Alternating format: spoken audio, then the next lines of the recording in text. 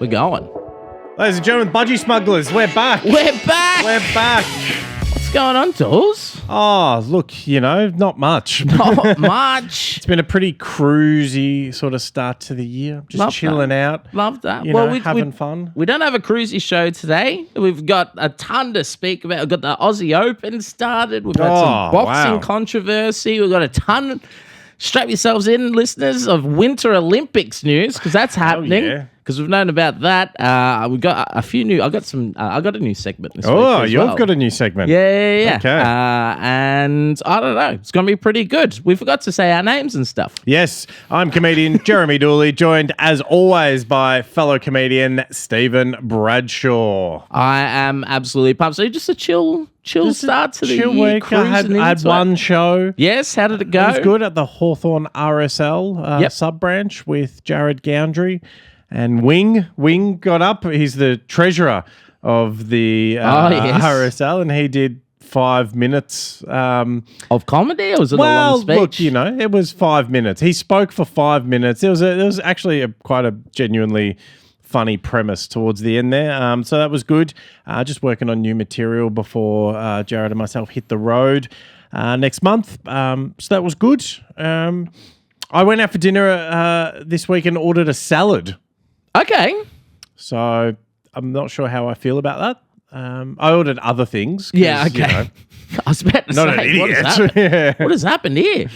But that was a thing that happened. And I have hyperextended my elbow. Oh, how did it happen? Doing jiu-jitsu. What was the move? Did you get armbarred? I did get armbarred, and I tapped, and the guy kept going. Oh. So it's a bit of a dog act. I did do a bit of jiu-jitsu back in the day. As soon as you feel that, and you normally wouldn't cinch something in super tight unless someone's not tapping. What happened? Was he just oblivious? Was he a bit of a showboat? What was happening? I think, a little bit of oblivion, a little bit of, wanting to show his strength compared to my strength, because he couldn't get the submission, and it was in fairly deep, and so I tapped. Been doing it for a while. I know when it's like, all right, cool, there's nothing's going to happen here except a submission or an injury, and so I tapped, and then he sort of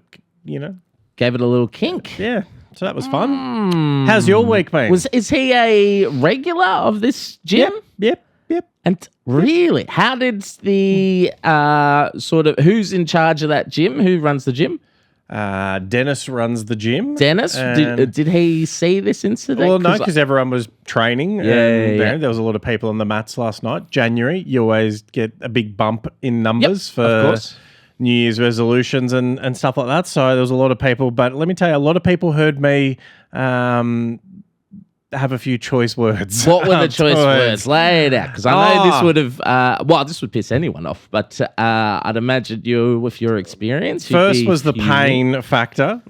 So there was a bit of a and punching the mat because it hurt so much, and then there was a little bit of protesting from me, being like, what are you doing? I tapped, with a few extra words included. So I'm looking forward to coming back from injury. Probably we'll see how we go. It's very sore today. This was last night it happened. How long are you out for? I would say at least a week, if not 2 to 3. Yeah, exactly. And we'll see. Generally, I'm good at recovering, but then it's like, all right. Let's talk about, I know we've got a few jiu-jitsu practitioners that listen in that will probably know what you're talking about, but most of the people, I'd imagine, haven't been to a jiu-jitsu gym before and know the protocols and that kind of thing. What is the revenge protocol for something like this? Is this going to be like you, whenever there's like a free roll, go, why don't we have a roll? And he's going to be like, nah, he knows what's coming? Or he'll expect a hard roll when I'm back from injury and sort of, because my fitness will drop over the next couple of weeks, like sort of in terms of my arm strength and endurance. So he'll be expecting a tough roll, and I'm not going to, you don't want to hurt them because they're your training partners as well. But it will be a hard roll. Interesting. I love this. How's your week been? My week's been pretty chill, sports-wise. I played a couple of rounds of golf. I'm going for my handicap at the moment. Okay, what about golf? Hey. You're getting a parking pass. That'd be handy. No, so when you got to put in 3 rounds to get your official handicap, and I did 2 on Thursday and Friday. So at the same place, or no? So I did Ainsbury in I know on Ainsbury. Thursday. Yeah. I've done a show there. It was a very loose show. Oh, you have too. It was so loose. Well, it's just Melton. Yeah. But fancy Melton. Yeah, a little bit fancy Melton, and fancy Melton's like your shittest anywhere else. So yes, it's a loose place, but a top 50 golf course in the country. Yeah, right. There you go. Went out there, played awful, which is great because when you're submitting your handicap, you want to shoot as low as possible because you want the highest handicap possible. So I nailed that on the Thursday. Okay.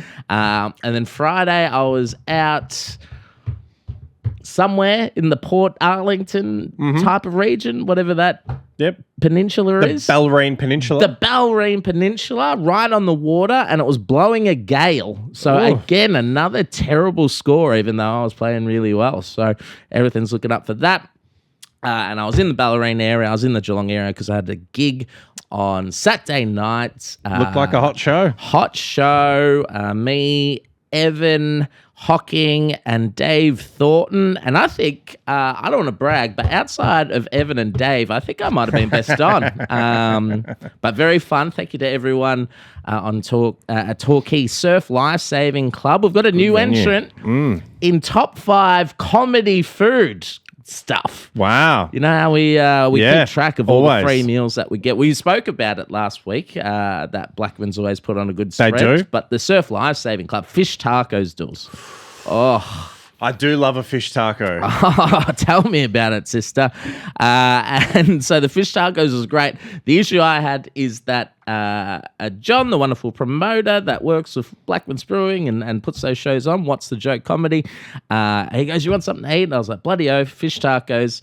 And then you know what it's like, the countdown towards stage time. You get your appetite dissipates and dissipates and dissipates. So by the time it came out, I was like, I'm fine, actually. Yeah. And then after I did my set, I still smashed them. They were still great. Good.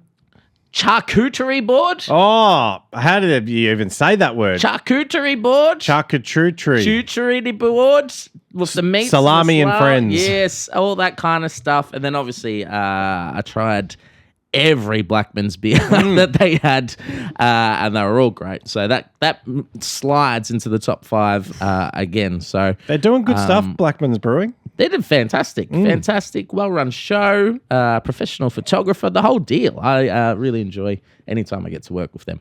Great. Hell yeah. But yeah, that's it. Cool. We're getting started in sport content very quickly. I like it. Because we've got a lot to get through, Dools. No comment section because I didn't do any posts, so that's good. Probably some Lando Donovan stuff. Do you have an audience question? I do have an audience question deep from into sport. Dave, I think his name was. He was Welsh. I know that much. So apologies to the Welshman from the show. Like, what's it like when you come back? Because I was talking in intermission how, taking sort of 3.5 weeks off. What's it like when you come back after a break?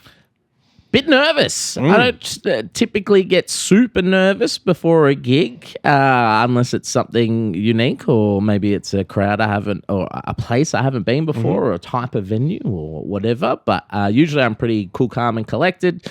But yeah, these last couple of gigs have been a little bit nervy. But once you get up there and you get that first laugh, all those nerves tend to dissipate, and you just kind of get back into the swing of things. What about yourself? Yeah, look, you're a little bit rusty. So also, a little bit nervous. And once you're up there, it's not too bad, but it's like the timing's just a little bit off, and you might forget the odd little sort of tag that's not a part of your main sort of repertoire. So that's definitely a thing. I definitely got off stage and was like, all right, I'm glad I knocked out the cobwebs. I've got a few shows this week, so it'll be each show when you first come back after a break. It's like the improvements are profound. So, yeah, it's interesting. Beautiful. Good question, Mark. All right, what do we got? Oh, my goodness. We got so much sport. You're going to love this, Jules. Bree Walker finished second behind German Laura Nolte in the season-long overall monobob standings. There you go. Good. You're a big proponent of the monobob. We know what it is now. I do know what it is now, and it is. But remind me what it is again. It's a single-person bobsled. That's exactly what I thought it was, and yes. I'm a big fan of that. Of course, Bree Walker, the daughter of Max Walker, former cricketer and commentator. The mustache man. You know, behind German Laura Nolte, of course, the daughter of Nick Nolte. Yeah, it was celebrities, celebrity not nepo Star babies. War. No. But maybe they are nepo babies. Who knows? If they were to make a Cool Runnings 2 about the monobob, could you give me the 3-act structure of how that movie might go? Look, it'd be exactly the same. It'd be Bree Walker, probably living in Tasmania, because like she's not Jamaican, and her career as a bobsledder has failed. And so she's doing some billy cart racing. She's got her kooky, funny little friend there who, instead of having an egg, has like a small Tasmanian devil baby. Yep. That it puts down they put down the front of their pants when they do their billy cart racing. Yep. Huge crash. Costs Bree Walker the race. Yes. And then someone's there, like an old sage is there watching. And in this instance, it's Skull, Kerry O'Keefe. He's watching and he's you know what? Before cricket, I was a monobob champion and I think you've got what it takes, Bree. And then that's how it goes from there. I love it. It's not bad. Not bad. I like the idea of Cool Runnings 2. You could put Bree Walker or whoever, but who are the 4 people? There was Sanka, Dries Bannock, yes, the bald guy, and was it the guy that looked like Yul Brenner? Yul Brenner, that's right. I like the idea that the 4 of them get into a horrific bobsledding accident, and Sanka's the only one who survives, and he goes into the monobob. And he at the end he finds the crushed up, crunkled. This is getting dark, isn't it? This is what happens when we record so early in the morning. And he turns that into a monobob. So Cool Runnings 2, Disney. I don't know. You can use that. Just put it. Sounds like one of those new Disney ones where it becomes horror. Yeah, I like it. I like it. Monobob. Scotty James. Yes. Won the 2 first names. Scotty James won the world final. Scotty James won the final World Cup halfpipe before the Milan Cortina, good car, games. Exactly. So that's good. Scotty James is our probably take it to the bank gold medal chance in the halfpipe in the Winter Olympics. He's certainly. You predicted we'd win 5 gold medals. Yep. Scotty James will jag a couple of them. What do you know about Scotty James? I mean, he's got 2 first names. He's not related to Kevin James from King of the Hill that I'm aware of. Yeah. Good. He's a flag bearer for Australia in the 2018 Winter Olympics, where he won a flags. Bronze medal in the halfpipe. In the half, is the halfpipe snowboard? Yep. Oh yeah. I think the halfpipe's the snowboard with the tricks. The tricks. Okay. Good. Let's have a look. I can't be bothered. I was trying to look up Winter Olympic Games. So he's won a bronze and a silver. Okay. So he's due. He's due to win. No, he's Australian. Yeah. I mean, he should be winning. His trajectory would suggest. Well, he's gone bronze, silver, gold. Love it, love it. Yeah, here's where we get stuck in the stuff that we sort of know. One of us does. Sam Kerr scored twice for Chelsea in the Women's FA Cup. Declares her best form is not far away. Did you see any of this stuff? I saw the goals. It's just, you can tell she's just still working, the rust off a little bit, getting her fitness back, getting the timing. But I tell you what, looks powerful out there. And, Sam Kerr scoring goals is good for the game. It's good for the Matildas. It's good for Australian sport.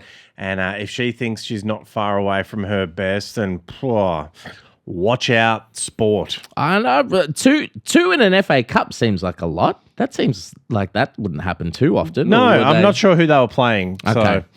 So I just saw the highlights. But, one of the goals, it was a well-timed run, well-placed, bit of power. Just looks like a thoroughbred out there. Beautiful. Beautiful. What's exciting? Johnny Furphy's been starting NBA games. He has. That has been exciting. And he's putting up some numbers as well. He's doing well. Jock Landale also been playing well and starting mostly in the NBA. What are your thoughts on them? Well, I think they're in the perfect situation. Both Johnny and Jock, they've got two teams that are in absolute turmoil at the moment. Indiana Pacers with no Tyrese, Miles Turner's gone. Obviously, as we all know, Johnny Furphy is Tyrese Halliburton's favourite player. Yep. Wears his jersey and everything. As he should. And Johnny Furphy's dunking on people. He's shooting threes. He's getting rebounds. He looks great out there. And then Jock Landale's just playing like one of the best centres in the NBA. He's in a lot of trade talks, trying to get him to a contender that might need a big. Ja Morant's a basket case. We don't know what's going on there, but Jock put up some huge numbers in the NBA Europe games that they were doing in the last week. So looking very, very good for Johnny Furphy and Jock Landale. Yeah, I mean, Jock came from Houston, which is, of course, my team, and he's just sort of stuck in the pecking order there behind Alpi and behind Steven Adams. So, they did the right thing and freed him up so he could pick a team to showcase his talents, and he's done very, very well. Speaking about showcasing talents, on the way here, it dropped the NBA All-Star team's starters. Did they? Were announced. Okay. Who was a bigger omission from the NBA All-Star Game starters, LeBron James or Josh Giddey? Josh Giddey. Yeah. Obviously. Yeah. It's a conspiracy, I think. I think so. They hate him. They hate do. Australians. They do. Speaking about Australians getting hate, Alex de Minaur says about the Australian Open, I'm not just making up the numbers, Dawes. Now, you've been big on Alex de Minaur. I said he's going to win a major or a Grand Slam tournament this year. What are your thoughts on de Minaur taking this approach? I'm not just making up the numbers, he says. Look, it's confidence, and we like to see that. We hope it's real confidence. I don't think he is a chance of winning the Australian Open. I think the pressure and expectation will get to him. So I don't think I think he is making up the numbers. I think he might do well at the US Open where he doesn't have the expectation. It's a hard court as well. Yep. I think that's his bag. But I say that without ever having really paid attention to where he wins most of his games. But I like the way you think. Yeah, but I've said it with confidence, and that's what we're about here. That's all that matters. So you don't see any realm in which he wins the Aussie Open this year? I mean, look, no. No, US Open though. I reckon the US Open. All right. We'll loop back to that. US Open will be his best ever tournament result. I've already changed from winning to best ever tournament result. He'll be at the US Open. All right. Good luck to that. Do you know what's been outrageous? What's that? The lines at the Australian Open. What's going on here? Have you been to the Australian Open this year or in the past couple of years? Not this year, no, but I have. The lines are always a thing that are annoying, but it feels like this year it's become a lot more of a talking point. Why do you think that is, Stevie B? I don't know what they do. Why don't they just open more doors up or something? They got more people wanting to get in. It's not that hard. You just walk through. It's easier than ever to get into a stadium. You can just tap your phone now. You don't need a printed off ticket. You don't need to bring up a thing to scan. It's literally just... so I don't know what's going on. I feel like they keep, even though the mechanisms to get into a sports game, like we don't have to go to line up at Ticket Tech to buy tickets in person anymore. You just buy them online. It's right on your phone.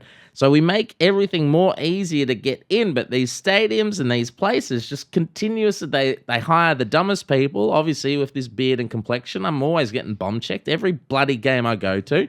That doesn't help. Sure, it doesn't help you as well. They just keep putting these barriers in. Just let them in. Tap and go. Let them in. Get them on the upper roll spritzers. I've been to the venues multiple times. Yep. They've got a lot of doors too. So many. They've got all of the doors. Yeah, but they funnel everything into this one little point. And you're like, it's an open space. Just have more gates, more people scanning tickets. It's not that hard.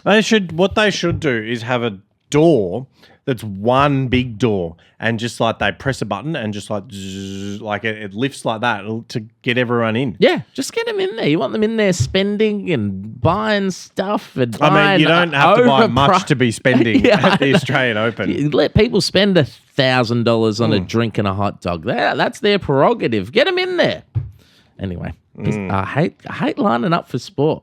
I hate lining up for anything. They know how many people are rocking up. There's going to be a lot of people, and a lot of people with flags and who are just, in amongst it and, want to take a selfie in the stand and, let them in. Let them in. Let the people in. Let them in. I think, they should, what they could do is bring the game outside. It is already outdoors for most, but bring it outside the playing area, and that'll, one game there, that'll make them move quickly. There you go. I got something for you. We're going to be talking about an Aussie that disgraced the nation in a little bit, and when we get more in depth. But how about this for Aussies being Aussies? Australia's Daniel Sanders has returned to the Dakar Rally less than 24 hours after he suffered a broken collarbone and sternum. Sanders courageously completed the 11th stage of the race, finishing 13th. Is there anything more Aussie or Australian than that? Just getting up on your bike? Or actually, do you know what the Dakar Rally is? I should say that. Is it a bike or a car? I think it's a bike. Okay. Yeah, look, I've broken my collarbone before. I've never broken my sternum, but I have damaged it before, and I've also ridden motorbikes, and I can't imagine a world doing both of those things together over sand in the heat. In one of the world's most famous races, to do that, I find very, very impressive. Very, very Aussie tough. I think that's one of the best traits of Australians. They just get up and they keep going. Yeah, and he's a off-road and rally raid motorcycle racer. Do you know what his nickname is? His name's Daniel Sanders. Guess what his nickname is? The Sandman. Chucky. Chucky? How does that work? I have no idea. He looks like a scary doll. I don't know. Chucky. There you go. Well done, Daniel Sanders. Steve Smith broke a record belting 32 runs in an over.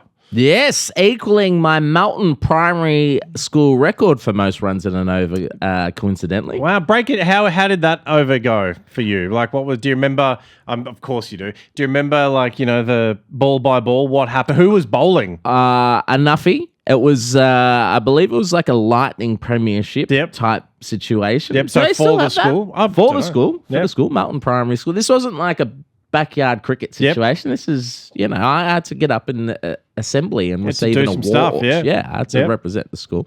So it was a Lightning Premiership, and this guy just kept bowling slow to the offside, and I would just turn around and go, pew, and just pretty much whack it straight behind me for either a 4 or a 6, and sometimes a 4 off a no ball. So then that would count as 6 runs, that kind of thing. So, I think I scored an 8 at some stage, which was pretty amazing. So I've very got the rare in certificate. cricket to score 8 off a ball. Rare in cricket, but yeah, I've got a certificate somewhere. Maybe next time I go over to my mum's, when I go to Melton, or maybe when I'll go look. If I go out the front, if you go out the front of the Melton primary school, you will see a bronze statue of me, and that has all the stats of it right there. So that's probably where, if you wanted to pay homage, make that pilgrimage to my Mecca. Of Melton. Melton Primary. Mecca. It was good coming home and playing in Ainsbury, actually. It was good. You know, I'm like, it's good to go out there and go, glad I don't live here anymore.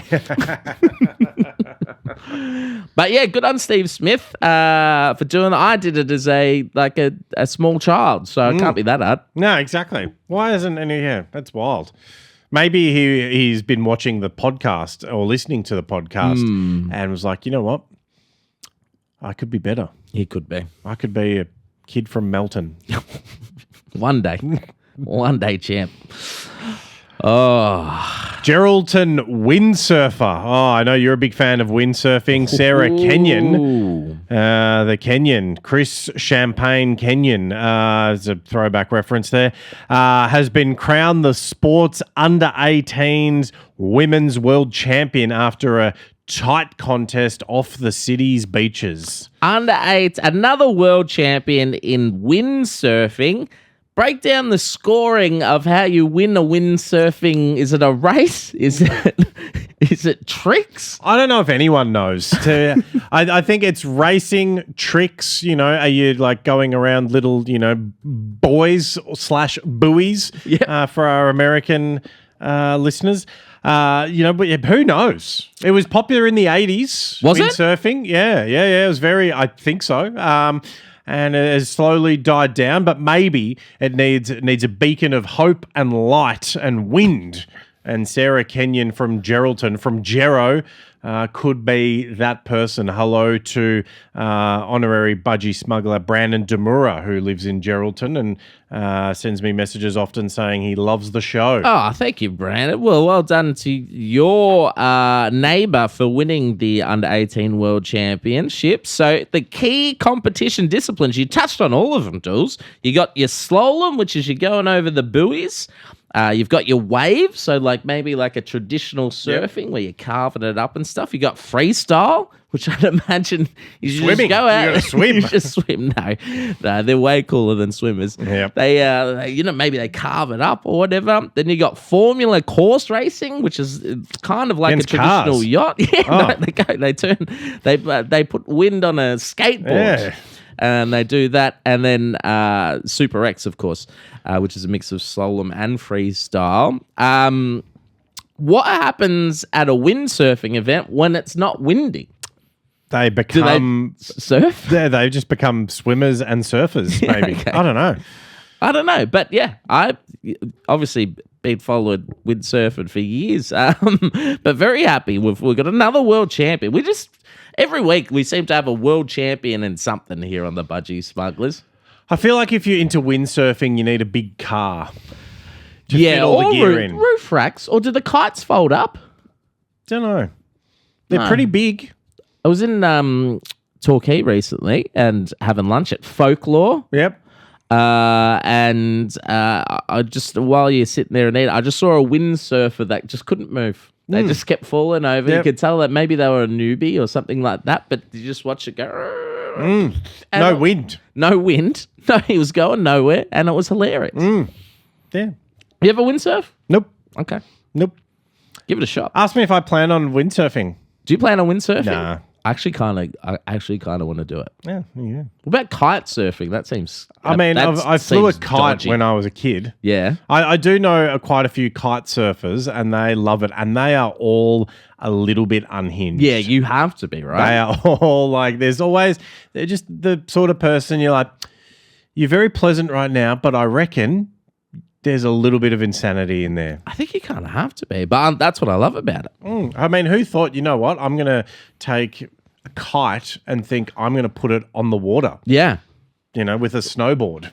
What came first, kite surfing or parasailing? Have you ever been parasailing? I've been paragliding. Paragliding? Yep. What's Basically the same thing. Yeah, I think that might. You're just not maybe on that's- water. You just run off a mountain. Oh, okay. How did that go? That seems pretty sketchy. It's very unnatural. Yeah. Let me tell you. So you're running off the side of a mountain, and then next minute your feet aren't touching anything, but your legs are still ticking over. That doesn't feel right. No. So not into that. And lastly, like I said, we've got world champions falling out of our butt at the moment in Australia. That's a sentence I've never said. Have you? What do you think's a world championship that we should win and give props to? What are you hoping? What's an obscure sport or something that you think? I hope we get a world champion so we can speak about it on the Budgy Smugglers. Do they do tombola? Tom Ballard, the comedian. The Tombola World Championships. All right, it's a game of that's not the game that I was thinking. Nope. I thought it was a marbles game. Marbles was where I was going. Marbles. Marbles World Championships. You a big marbles player back in the day? Oh, look, love a bit of marbles. Yeah. Marbles were red.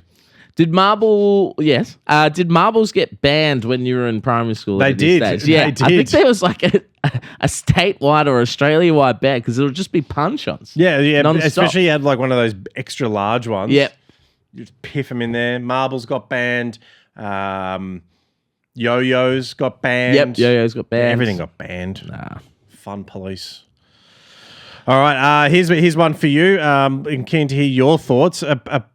A driver that I forgot about that he existed. Jack Doohan has parted ways with his Alpine F1 team, of course, the cigarette team, to allow him to pursue other career opportunities. What are his other career opportunities that he's going to pursue? Ice agent? What? Ice Asians? Agent. An ice agent. Okay. Yeah, they're hiring. Yeah, they're always hiring. No, well, firstly, I'm disappointed in this. Because Jack Doohan never really got a fair shake. He got replaced with Franco Colapinto out of nowhere, and Franco Colapinto didn't do as good as Jack Doohan. So that was bad. I'm also upset because we did our predictions episode last week, and one of my predictions was that Jack Doohan would get his Alpine seat back. So that doesn't look very good. But I'd imagine Jack Doohan, son of Mick, maybe jumps on a motorbike. Same thing, isn't it? Yeah, basically. Pretty much. Half an F1 car. Maybe he goes to the V8 supercars, maybe Indy cars, NASCAR. He could do anything. It's not that hard. He could drive around a circle. Yeah, he could drive around a circle. Shane Van Gisbergen just dominates over there. He could do that. Yep. I'd love to see who's someone you'd like to see move to NASCAR. Well, I quite like the sounds of this fellow, Daniel Sanders. Yep. Yeah. He'd dominate. Yeah, his car would be on fire and he'd still be driving. Someone like a Cyril Rioli that would just run circles around the opposition. But he's like, if he can run it, he could drive it. Surely. Yep. Fraser Gehrig just drive through cars. I'd love to see that. The G train in NASCAR I think he'd weigh down the car though because he's probably just a ton of muscle. He does wear Birkenstocks though. So, that is true. Sandals go. I've got a big one for you. One in your wheelhouse, Duels, maybe. Yep. Daniel Arzani's career is set to be revived by Melbourne City in a return to the A-League that might also resurrect the playmaker for FIFA World Cup dreams. Where's he been? What's he been up to? Is he good? Lay it on me. Never heard of him.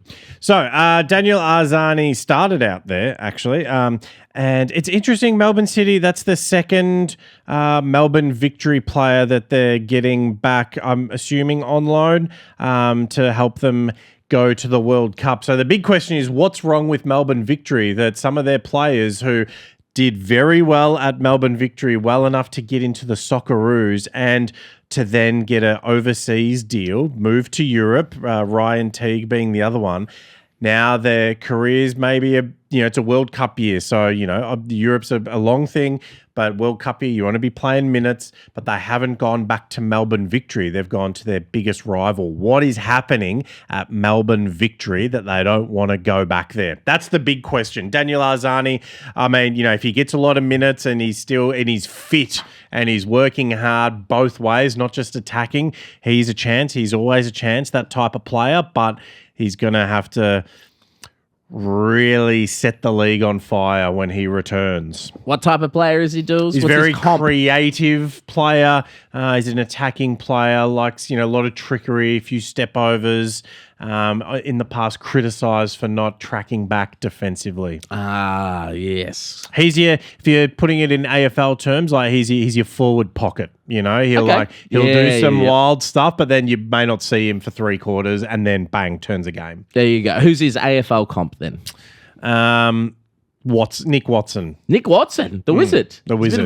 Bit of a wizard. All right. Well, I hope it goes well at Melbourne City. You're a Victory fan, I believe. I am. Is there a lot of heat between these two teams? There is a lot of heat. I would say it's a little bit manufactured. I'd say Victory, the most heat for Victory would be against Adelaide and then Sydney. Yes. Okay. And then probably Melbourne. Okay. All right. I want to jump in depth about this one, Dools, in what was the biggest farce in Australian sporting history in a long time, Dools. Michael Zaraffa quits against Zoo in a pretty embarrassing, bizarre way. Did you see this? What were your thoughts? What happened? He was complaining about a loss of vision. He said he couldn't see multiple times, and the doctor did the right thing. Okay, that's what the doctor's there to do, is to save the fighter from themselves. And then afterwards he said, no, I didn't say that. And there's a thing that he may not be aware of called cameras. Yes. That pick things up very, very clearly. I think Michael Zaraffa knew he was out of his depth and he quit. He took the easy option out there. There's talk that he might be banned from boxing after all of this. There's a few rumours there. I know everyone in the audience and in the arena was outraged. And look, definitely injured for sure. That's a thing. But if you're telling the doctor one thing and then saying, no, I didn't say it, but there's undeniable proof, then that looks bad on you. And he's a very talented boxer. Is he? But he doesn't do himself any justice sometimes. It rocked me. I didn't see the fight live. I just saw I saw the replay the day after. I saw all he just looked like the biggest clueless tool bag.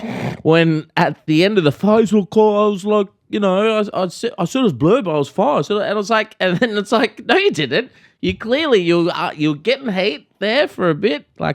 He had a good first round, and then he started to feel the pressure, and then he got a little scratch on the eye. And look, no one's denying. I don't think you can deny. Maybe there was a headbutt. Yeah, that's all there. But clearly, he saw an easy way out to get it because it was before round 4. He could get it cleared as a contest, and maybe he did the quick math. It's like, that means we can run it back again. Trust me, no one's buying that fight again. There's no way that's getting run back after he robbed anyone, because the pay-per-views are so expensive for, let's be honest, good but not great boxers. This isn't Mike Tyson, Lennox Lewis we're talking about here.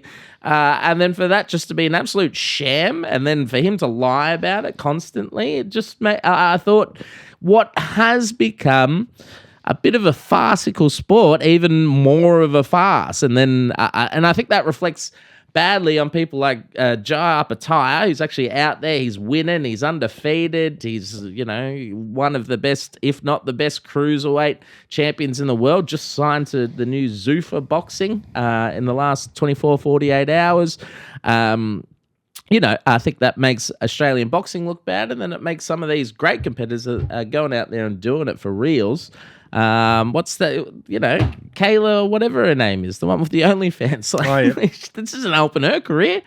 But anyway, I don't know. It kind of pissed me off. I don't like it when people lie to the public, point blank. Well, it's easy to document as well. Yeah. And I think Australian boxing is boxing in general is a sport in decline, but Australian boxing has been in a rapid decline for a while because they keep profiling people who do dumb stuff like that, and rugby and AFL players who it's like, let's try this. And so the real boxers, the ones who are out there doing the hard yards and doing the right thing and competing with a bit of integrity, they get left behind.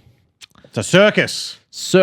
An absolute circus, and a farce, and a real blight against our country. Blight against humanity. Do you have any other examples you can think of that were just a complete sporting, I guess, farce and embarrassment to the country? It comes to mind the sandpaper gate, for example. That's another example. What have you got? Trevor Chappell. Yes, the underarm. The rolling it there. A lot of cricket stuff, by the way. A lot of cricket stuff. Don't come at us, cricket fans. We don't care. But what about Lay Down Sally, the rower who quit on her team? Oh, my goodness. And had a history of doing that, and they still selected her. And that's wild. She did it at the Olympics. Oh, my God. That's a stinker. I think that's a pretty hot... I think this is right up there. Right up there. Probably the Trevor Chappell one still. Trevor Chappell. That was Kiwis still are not happy about that. Yeah, that's fair enough as well. All right, I'm going to set you up here. Lachie Neal's affair had... Wait. Just jump straight.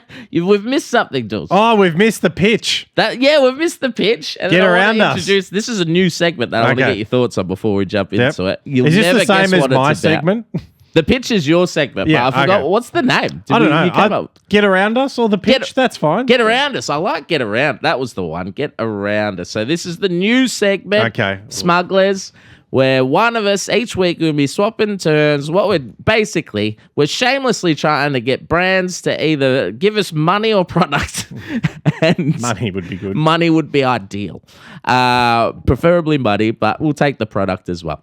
And I'm just going to say a random company that we believe would actually benefit a sponsorship, a realistic company that we think fits with our brand and we can support them. And then I'm just going to say it, and then Dooley has to do the blind pitch. So on this week's Get Around Us, the Budgy Smugglers this week is brought to you by Total Tools. Total Tools, proud sponsors of the Budgy Smugglers. Do you like tools? Well, Total Tools do.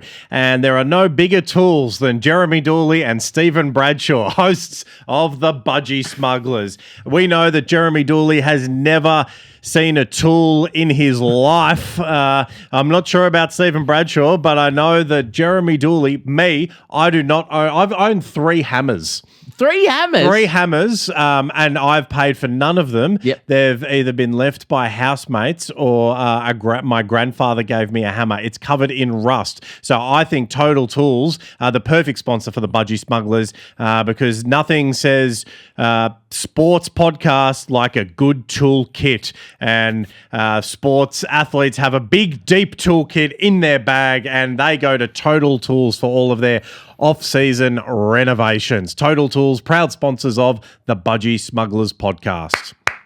Very good.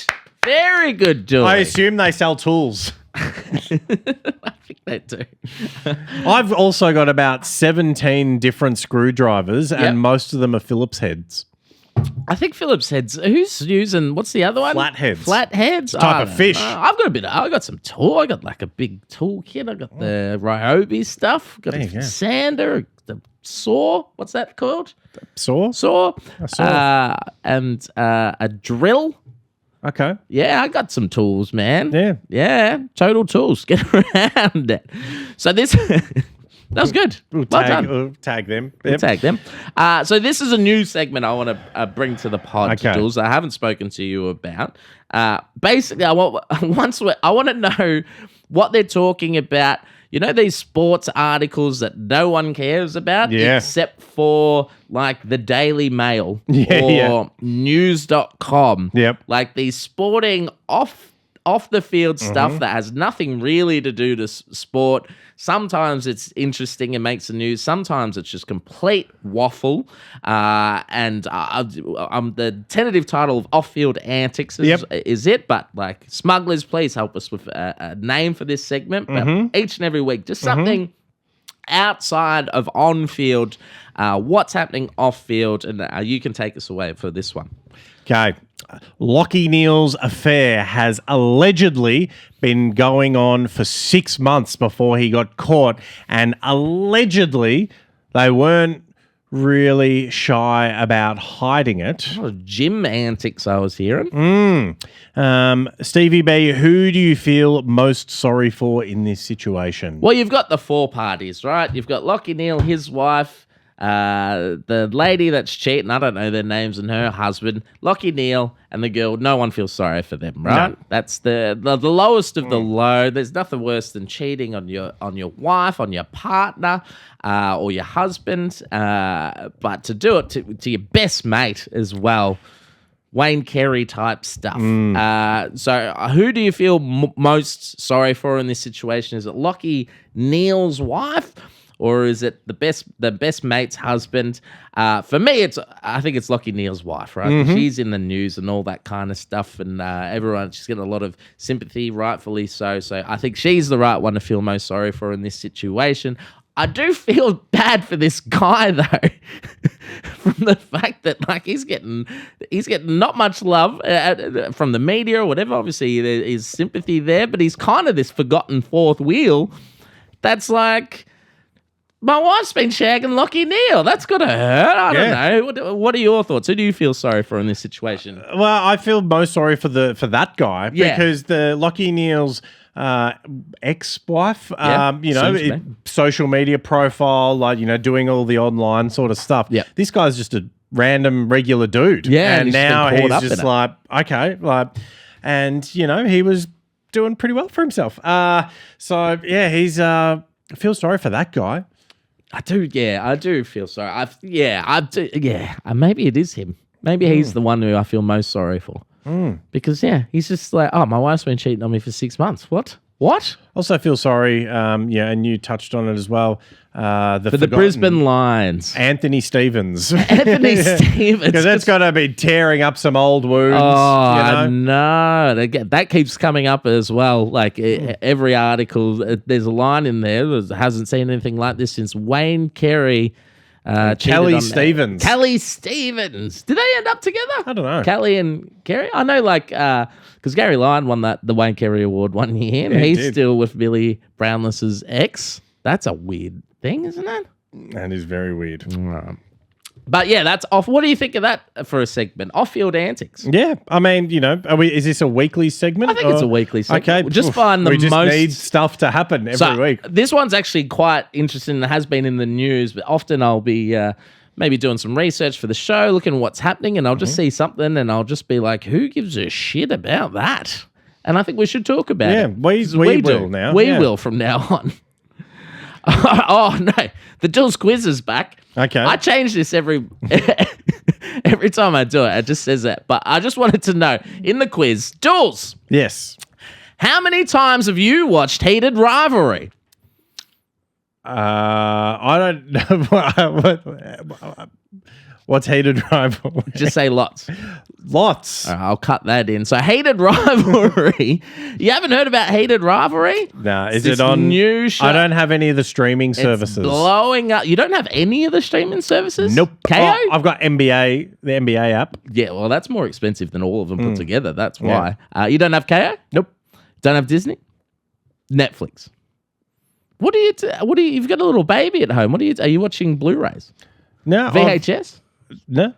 I've got SBS on demand. I've got a very above board streaming service that is totally legit. Ah, sorry. I see. I forgot you have. I've got to get those details. Heated Rivalry. I think it's a HBO show or something like that.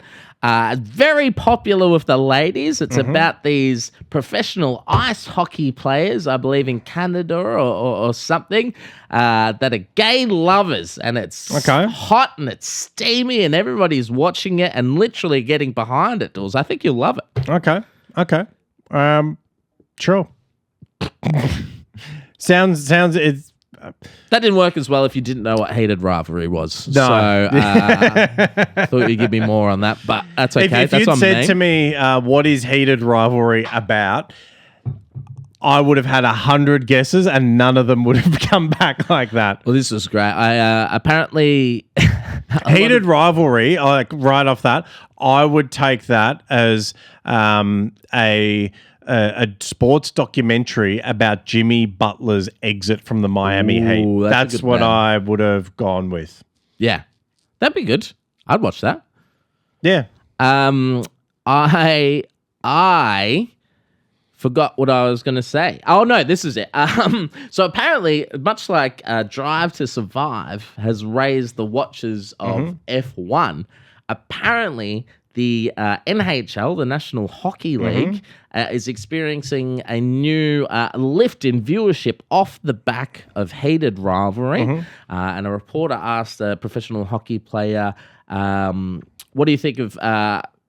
what do you think people think of the product that they're watching based off the back of heated rivalry? And he said, I think they're going to be disappointed because there's not as much gay sex. Which was one of the funniest quotes I've ever heard. Probably. I mean, if that's what people are expecting and it's not there, they're going to be disappointed. I know. But yes, that's hot. Jules, do you have a top 5? I do have a top 5, and we've already loosely touched on a few elements of my top 5. This week's top 5 is top 5 things that annoy me about the tennis.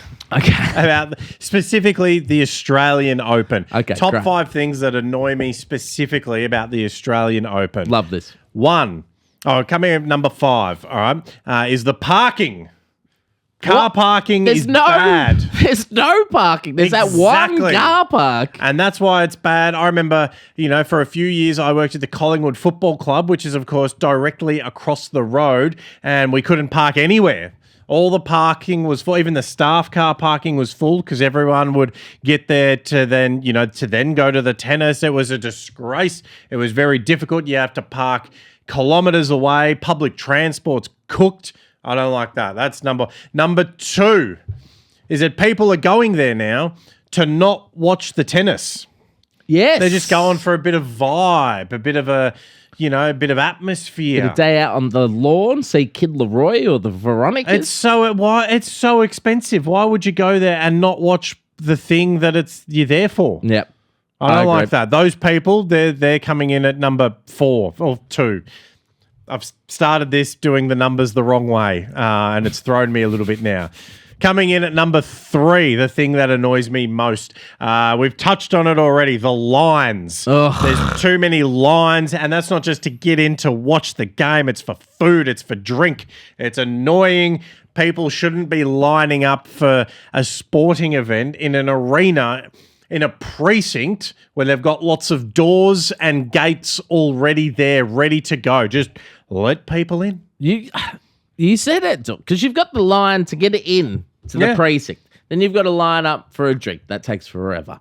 You got to line up to get something to eat. You line up for another drink. And then you got to go to the bathroom because you've already had 2 drinks. So you line up, you go to the bathroom. You still haven't even gone in to watch a game yet. Then you've got to line up to get in to watch a game as well, and then back to the toilet. It's just a lot of lining up. You're spending about $100 to stand in lines for 4 to 7 hours of your experience there, and that is not okay. It's the Australian Open tennis, not the Australian Open line standing tournament. Then you've got I see them all the time at the Aussie Open. You've got people standing in line to do lines. Yep, at the bathroom. While there's people standing there to also go to the toilet. Yeah, that's not cool. It's a bad collision. Come in number 2, the thing that annoys me the most about the Australian Open is people who wear flags as capes. In any context that annoys me, but then you're getting all of these bandwagoners there and people who are just dressing in costumes for sporting events. Grow up. Adults are doing this. I know. In the middle of your top 5 at number 2, can you do also a top 5 worst flags to wear as a cape? America, Australia, any of them, really. Yeah, okay. Actually, any of them. I thought I might have got you there. Any of them. Coming in at number 1, the thing that annoys me most about the tennis is how expensive it is. Oh, You're financially crippled for the rest of the year.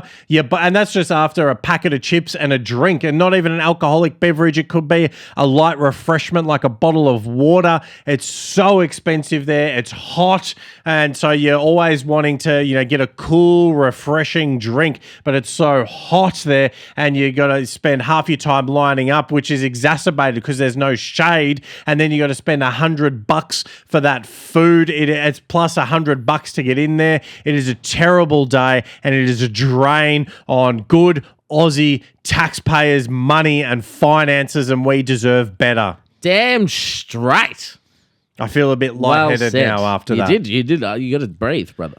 But yeah, that's why I don't even worry about the parking at the Australian Open, because you need to sell your car just to bloody get in and buy a sandwich. Oh, good top 5, Jules. Thank you. That was, I'm going to say it, might be the best one you've done. It's definitely one of the top 5s that I've done. That might go out on the internet today, I think. It's very topical. Well done. I liked it. Do you want to hear power rankings? Let's do it. So I did this. I took some time, and I was like, you know what? I'm going to scrap every power rankings I've ever done and start from scratch and just see where we're at right now. Okay. Right now, this very moment. Start of 2026. This will shock you. No swimmers in the list. So this is whatever the date. We're in the 3rd week of Jan. This is the Aussie Athlete Power Rankings as of this week, for this week only. Those of you who always comment, just pay attention. It's just this week. Stop saying guys that did something in June last year. We're talking about right this very moment, the last 7 days, and there's a little bit of a built-in legacy in there as well. Coming in at number 10, she won a silver medal at the World Championships in your favorite event. It's gonna be the script on which Cool Runnings 2 is based on. It was Bree Walker, ironically a slider, in the monobob, coming up 2 weeks out from the Winter Olympics. We will be the only podcast in Australia covering it, because we might be the only one who knows it's on. But Bree Walker and the monobob at 10. That's a good name for a band. Bree Walker and the monobob. Bree Walker and the monobobs? No, just singular. Just monobob? Yeah. I like it. All right. Coming in at number 9, this man with a broken collarbone and a fractured sternum comes in. Well, he's at number 9 because he didn't really win. He came 11th. But just in terms of an Aussie athlete power rankings, in light of what we saw with Michael Zaraffa, I think we're going to celebrate people like Daniel Sanders over there in the Dakar Rally, doing his best, fighting through injury at number 9. At number 8, big plans. Hopefully they can come through for the Aussies. But they're in the news. Big week. Playing today, actually, in the first round of the Australian Open. It's the number one ranked female player. Number 1 ranked female tennis player. Number 1 ranked, actually, Anna Kournikova, which we spoke about last week. The number 8 ranked Maya Joint. I think we're expecting a big thing, a big run into the rounds of 16 and whatnot. We want a big run from Maya Joint. This is going to be a breakout tournament. Already ranked in the 20s. Coming in at number 7, he's starting, he's dunking, he's shooting threes for the Indiana Pacers. It's Johnny Furphy. Yes. In the NBA, I think mainly peer pressured in direct messages for that. But I'm happy. If you want to peer pressure me, I've opened it up again to peer pressure outside of Olympic swimmers. If you want to peer pressure the power rankings, bring it on, because I'll listen to everything. Coming in at number 6, after equaling my Melton Primary School record for most runs in an over with 32 in the BBL Big Bash Cricket, Steve Smith. Okay. Steve Smith, I think that's so. You break the record. Yeah. In the 9th most popular sporting league in the country. Damn well sure you're going to break the top 10 at least. What is the top ranked? What do you think it goes? It's Probably AFL. Well, it's definitely AFL. Then it goes NFL, NRL, whatever. Yeah. I couldn't care less. Is Then it- it's probably a national cricket. I would say national cricket is ahead of NRL. I'd say the test team In my when they're mind, playing, NRL's not even in the top 10. and then the most watched team are the Socceroos and Matildas. Socceroo. So just the They'd be national in the top 5. thing. That's the top 5. Top 5. Yeah. NRL, cricket, soccer, Yeah, rugby, AFL. Yeah. Did I miss something? Basketball. I wouldn't think they're in the top 5. Basketball's not in the top 5. Nah, All right. Do a little research. they might be and- 6th. Do a little research, and then maybe we'll get to it at the end of gonna do that. Well, yeah, it will be the first time either of us have done any. Coming in at number 5, she has been a mainstay in our power rankings. You'll be shocked to hear some of the names that aren't in this top 10 that have been there from the jump, basically. She is the current women's WWE Tag Team Champion. It's Rhea Bloody Ripley. Okay, yep. She stays in. She's on TV every week. She's killing it. At number 4, a new entry. Someone we've never spoken or maybe only touched on once or twice on the pod, but I watched them play on the weekend. A bloody good, highest paid player for their position in this league. For the Seattle Seahawks in the NFL, it's Michael the Kickinson Dickinson. Mm-hmm. That's not a bad nickname That's I just good, came up with. Yeah, but yeah, Michael yeah. Dickinson. That works. You know Yeah. Michael Dixon. Of course, Kiko. Kiko the Dicko. He's in at number 4. His Seahawks are looking like they're going to take out the Super Bowl this year. They're the red hot favourite. It'll be good to see 2 years in a row an Aussie winning a Super Bowl chip. In number 3, hasn't really ever done anything, but has always been on the fringes of it. Probably one of the only Aussie superstars that we've talked negatively about outside of Olympic swimmers on this podcast, because he just has never quite got the chocolates, but we spoke about him a lot this week. It's Alex the Demon de Minaur. Okay. In number 3. It's a big week for him. I think he's probably the biggest name in Aussie sport at the moment, but if he can get up there, if he can get into these finals and make a real impact over the next couple of weeks, I tell you what, Alex, you could be number 1 in just a week's time, maybe. Huge call. Number 2, just a goat. Just comes out casually in an FA Cup. Still hasn't hit their top form and dominates. It's from the Matildas and from the Chelsea Women's Football Club. It's Sam Kerr. Yep, that's good. We're getting good now here. Getting good? Yep. Number 1, controversial, but it just struck me that this is only 1 to 2 weeks away. It's coming up very, very soon in Sydney. The hometown hero, the GOAT, the featherweight GOAT, the Aussie MMA GOAT, our only undisputed combat sports world champion, Alexander the Great Volkanovski. Wow, huge. Interesting that you put, all the palaver at the start about for things that have happened this week, and then Yes. you're putting in him who's not doing anything for another 2 weeks. Well, I just mean it's in the news. A lot of people are talking about it. I think he's the only world champ in this rankings, I think. And I think as we start to trickle through, I think he's a very well-deserving number 1 on our list of power rankings. Who has the most power in the country this week? It's true.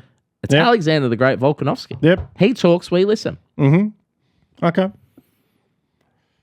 Sure. Tepid response from Dooley from the this week's power rankings. Yeah, look, I kind of vagued out halfway through. Beautiful. So we have recorded very early Yeah. today, which is fair enough. I don't even know what I was thinking about then. That's it. That's it, Jules. What do you got? What's happening this week? Tell you, I'm at Catfish Comedy tonight in Fitzroy. I think You're gonna it's have a nap considered today? Fitzroy. I feel like you're gonna have a nap today. I've been up since 5. me too. And then I'm at Craftsman's Corner on Friday night. Oh, yes. And then Saturday in Mount Gambier with your good self. Oh, my goodness. Look out, Mount Gambier, because we're coming. The Budgy Smugglers are coming along with our friend Mort. At the Wool Store Brewery, Saturday, January the 24th.